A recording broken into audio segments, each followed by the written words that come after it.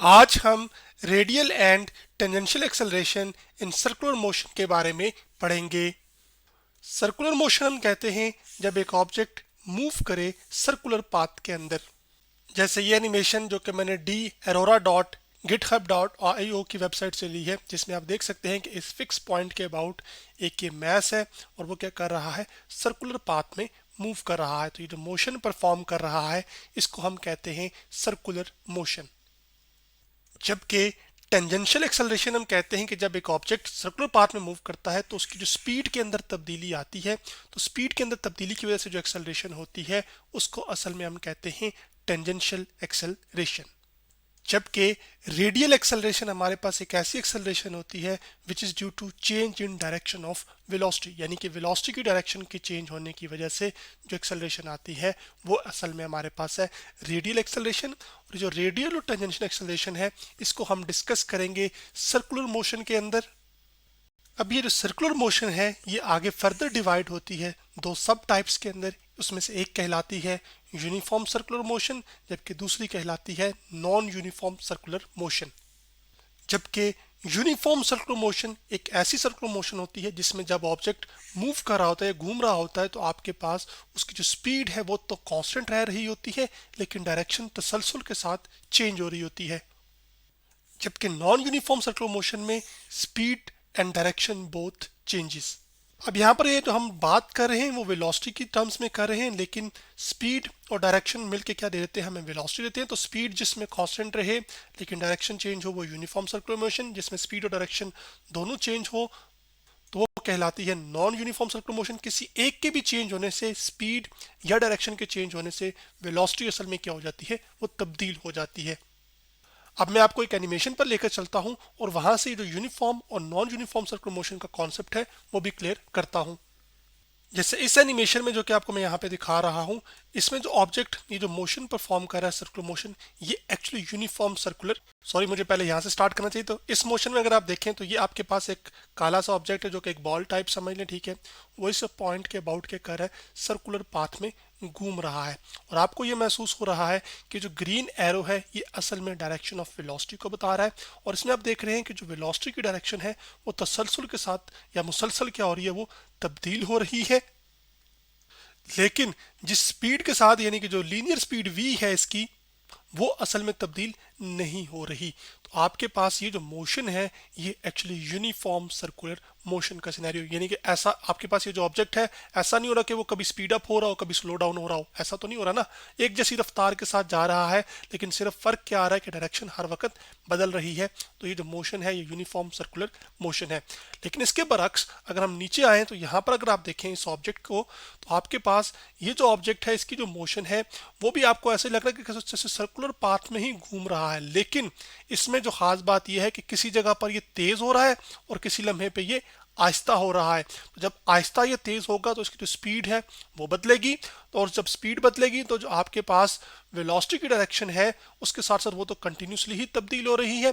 तो ये जो मोशन होगी वो असल में कहलाएगी आपके पास नॉन यूनिफॉर्म सर्कुलर मोशन। जैसे कि आप देख रहे हैं कि यहाँ पर अभी स्पीड अप हो रहा है, पहले ये क्या था, बिल्कुल ही हल्का था। अभी फिर आप देखेंगे थोड़ा सा भी ये स्लो डाउन होगा यहाँ पर आगे जाके। अब ये स्लो डाउन हो रहा है यहाँ पे, मतलब अब आगे यहाँ से आप देखिएगा बहुत ही हल्का होता जा रहा है। तो स्पीड के अंदर तब्दीली आती जा रही है।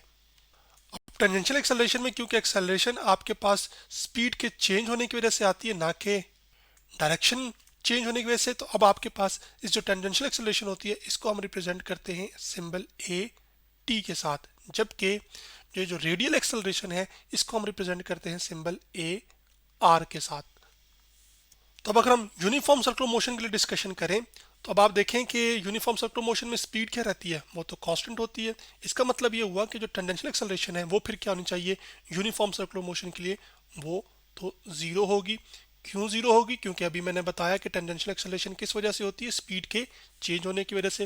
लेकिन यूनिफॉर्म सर्कुलर मोशन की शर्त यह है कि स्पीड तो कांस्टेंट रहे। इसका मतलब है जब स्पीड तब्दील ही नहीं होगी तो जो टेंजेंशियल एक्सेलरेशन है वो क्या होगी, वो जीरो होगी।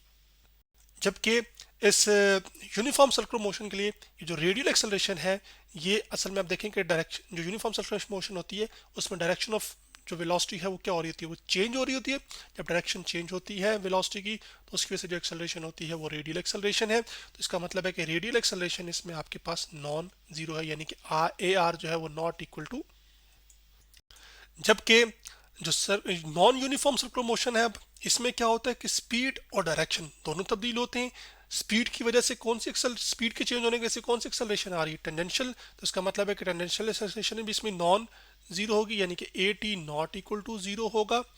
जबकि आपके पास जो रेडियल एक्सेलरेशन होगी वो भी एक्चुअली क्या होगी, वो नॉन जीरो होगी, क्योंकि जो डायरेक्शन है वेलोसिटी की वो तो मुसलसल इसमें भी क्या हो रही होती है, वो तब्दील हो रही होती है। तो जो बुनियादी फर्क नजर आ रहा है यूनिफॉर्म सर्कुलर मोशन में और नॉन यूनिफॉर्म सर्कुलर मोशन में वो क्या है कि यूनिफॉर्म सर्कुलर मोशन में टेंजेंशियल एक्सेलरेशन जीरो है, जबकि नॉन यूनिफॉर्म सर्कुलर मोशन में tangential acceleration not equal to zero है। तो यूनिफॉर्म सर्कुलर मोशन में आपके पास जो टोटल एक्सेलरेशन होती है, जिसको मैं ए टी ओ टी लिख लेता हूँ, ए और टी ओ टी का मतलब यहाँ पे है टोटल के लिहाज से, ठीक है। तो टोटल एक्सेलरेशन जो होगी वो असल में किसके बराबर होगी, सिर्फ और सिर्फ रेडियल एक्सेलरेशन के, ठीक है। और इनके ऊपर मैं एरोज भी डाल देता हूँ यहाँ पर, ताकि इस बात की निशानदही हो जाए कि ये क्या है। अभी मैं वेक्टर्स की बात कर रहा हूँ क्योंकि एक्सेलरेशन एक वेक्टर क्वांटिटी है। जबकि जो टोटल एक्सेलरेशन होगी नॉन यूनिफॉर्म सर्कुलर मोशन में, क्योंकि उसमें टेंजेंशियल एक्सेलरेशन भी नॉन जीरो है, यानी कि और आपके पास जो रेडियल एक्सेलरेशन है वो भी नॉन जीरो है, तो जो टोटल एक्सेलरेशन होगी वो इन दोनों का सम होगी। अब मैं आपको एक डायग्राम पे एनिमेशन पर लेकर जाता हूं और जो टोटल एक्सेलरेशन के वेक्टर्स हैं यूनिफॉर्म और नॉन यूनिफॉर्म सर्कुलर मोशन के लिए उनको बताता हूं। जैसे कि आप इस एनिमेशन में देख सकते हैं, जो कि एक यूनिफॉर्म सर्कुलर मोशन की एग्जांपल है, जिसमें ये जो है ग्रीन एरो ये वेलोसिटी की डायरेक्शन को बता रहा है, जो कि टेंजेंट टू द पाथ होती है हमेशा यूनिफॉर्म सर्कुलर मोशन के अंदर। और ये जो आपको ऑरेंज एरो नजर आ रहा है ये असल में आपको बता रहा है रेडियल एक्सेलरेशन या फिर सेंट्रीपिटल एक्सेलरेशन, क्योंकि सेंट्रीपिटल एक्सेलरेशन वो एक्सेलरेशन होती है जो टुवर्ड्स सेंटर होती है। और यूनिफॉर्म सर्कुलर मोशन में जब एक ऑब्जेक्ट मूव करता है तो उसकी जो एक्सेलरेशन है वो पॉइंट कर रही होती है टुवर्ड्स सेंटर।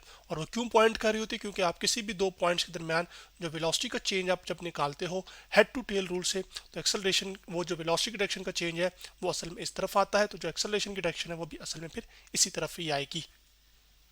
और इसमें देख रहे हैं कि आपके पास सिर्फ और सिर्फ ये एक ही कंपोनेंट है एक्सेलरेशन का, जो कि एक्चुअली कहलाता है रेडियल एक्सेलरेशन, या फिर यहाँ पर वो सेंट्रीपिटल एक्सेलरेशन का रोल प्ले कर रही है। और सेंट्रीपिटल एक्सेलरेशन क्यों, क्योंकि कोई सेंट्रीपिटल फोर्स की वजह से जो एक्सेलरेशन होती है उसको हम कहते हैं सेंट्रीपिटल एक्सेलरेशन। जबकि सेंट्रीपिटल फोर्स वो फोर्स होती है जो कि एक ऑब्जेक्ट को फिक्स रेडियस के पाथ में क्या करे, एक ऑब्जेक्ट को सर्कुलर पाथ में मूव करवाती रहे। जबकि यहाँ पर आपके पास जो सिनेरियो है वो एक्चुअली आपके पास एक नॉन यूनिफॉर्म सर्कुलर मोशन का है। वो इस वजह से, जैसे कि ये जो ग्रीन एरो है ये वही वेलोसिटी की डायरेक्शन जो कि टेंजेंट टू द पाथ है। ये जो आपको एक ऑरेंज एरो नजर आ रहा है ये असल में कहलाता है टेंजेंशियल एक्सेलरेशन आपके पास, जबकि ये वाली जो है ये कहलाती है रेडियल एक्सेलरेशन। तो जो टोटल एक्सेलरेशन आपको हासिल होगी वो हेड टू टेल रूल से हासिल होगी, और वो आपके पास यहाँ पर ये लाल जो तीर का निशान है ये असल में आपके पास टोटल एक्सेलरेशन है नॉन यूनिफॉर्म सर्कुलर मोशन के अंदर। अब इसमें आप ये देखिएगा कि क्यों नॉन यूनिफॉर्म सर्कुलर मोशन है, वो इस वजह से कि आप देख रहे होंगे कि ये जो ऑरेंज एरो है ये बढ़ता जा रहा है। तो आपके पास एक एरो बढ़ रहा है, ठीक है, उसकी वजह से आपके पास ये जो टोटल वेक्टर है टोटल एक्सेलरेशन का वो भी बढ़ रहा है। इसका मतलब है कि जो एक्सेलरेशन है वो कांस्टेंट नहीं रह रही, वो क्या रह रही है, वो तब्दील हो रही है। इस वजह से आपके पास ये क्या है, एक नॉन यूनिफॉर्म सर्कुलर मोशन है। और नॉन यूनिफॉर्म सर्कुलर मोशन के लिए आपके पास ये होता है कि आपको मुसलसल एक ऑब्जेक्ट के ऊपर फोर्स लगानी पड़ती है ताकि उसकी जो स्पीड है उसको तब्दील किया जाए, यानी कि या तो आहिस्ता या फिर बढ़ाया जाए, जिसकी वजह से उसमें क्या पैदा होती है, एक्सेलरेशन पैदा होती है। और वो जो एक्सेलरेशन होगी वो टेंजेंशियल होगी, और जिसको सर्कुलर पाथ में मूव करवाएगी वो कहलाती है सेंट्रीपिटल एक्सेलरेशन या फिर रेडियल एक्सेलरेशन। तो चले अब हम एक नॉन यूनिफॉर्म सर्कुलर मोशन के लिए, जिसमें आपके पास ऑब्जेक्ट के पास टेंजेंशियल एक्सेलरेशन भी हो और सेंट्रीपिटल एक्सेलरेशन जिसको हम रेडियल एक्सेलरेशन भी कह रहे हैं वो भी हो, तो उसका जो मैग्नीट्यूड है हम उसको कैलकुलेट करेंगे। अब वो मैग्नीट्यूड हम कैसे निकालेंगे, सबसे पहले हमें हेड टू टेल रूल लगाना है। तो अब हम ये कर लेते हैं कि हम सबसे पहले अपना हेड टू टेल रूल ये कहता है कि अपना पहला वेक्टर आप ड्रॉ कीजिए, जैसे कि मैंने ए टी को ड्रॉ कर दिया यहाँ पर इस तरफ, और उसके बाद ये पहले वेक्टर की टेल है और ये पहले वेक्टर का हेड है। पहले वेक्टर के हेड पर अब दूसरे वेक्टर की टेल को रखें, जो कि ए सी वाला है, तो उसकी टेल को मैं यहाँ पे रखूंगा। तो मैंने मिसाल के तौर पर यहाँ पे ये रख दिया, और अब आपके पास ये वेक्टर बन गया। अब क्या करना है कि हेड टू टेल रूल के मुताबिक जो रिजल्टेंट वेक्टर होगा उसकी टेल पहले की टेल से मिलेगी और जो रिजल्टेंट का हेड होगा वो दूसरे के हेड से मिलेगा। तो आपके पास अगर ये देखेंगे तो कैसी डायग्राम बन रही है, एक राइट एंगल ट्रायंगल बन रहा है। और राइट एंगल ट्रायंगल की खास बात क्या होती है कि वो पाइथागोरस थ्योरम को ओबे करती है। और पाइथागोरस थ्योरम क्या होता है कि हाइपोटेन्यूज का जो स्क्वायर होता है वो बेस और परपेंडिकुलर के स्क्वायर के सम के बराबर होता है। तो मैं लिख सकता हूँ एच वाई पी का स्क्वायर यानी कि हाइपोटेन्यूज का स्क्वायर बराबर आ जाएगा हमारे पास परपेंडिकुलर का स्क्वायर और साथ आ जाएगा प्लस बेस का स्क्वायर। अब आपके पास यहाँ पर जो चीज़ खास है वो ये है, ये जो था हमारे पास ये ए सी है, जबकि ये जो आएगा ना रिजल्टेंट ये तो दोनों को सम से हासिल हुआ है, तो इस वजह से क्या होगी टोटल एक्सेलरेशन, तो जिसको ए टी ओ टी लिख लेते हैं। अभी हम मैग्नीट्यूड्स की बात करेंगे तो मैं इसको लिख लूंगा जो हाइपोटेन्यूज है वो हमारे पास ए टी ओ टी यानी कि टोटल एक्सेलरेशन है, जो कि बराबर आ जाएगी एक्चुअली इक्वल टू, यहाँ पर लिखूंगा। और परपेंडिकुलर में हमारे पास क्या है सेंटीपिटल एक्सेलरेशन, तो मैं लिख सकता हूँ ए सी का स्क्वायर और प्लस आ जाएगा हमारे पास बेस में क्या है टेंजेंशियल एक्सेलरेशन जो कि क्या है ए टी। तो अब आपके पास यहाँ पर इसका स्क्वायर आ जाएगा। स्क्वायर को खत्म, सॉरी यहाँ पर भी स्क्वायर आना चाहिए क्योंकि हाइपोटेन्यूज का स्क्वायर था।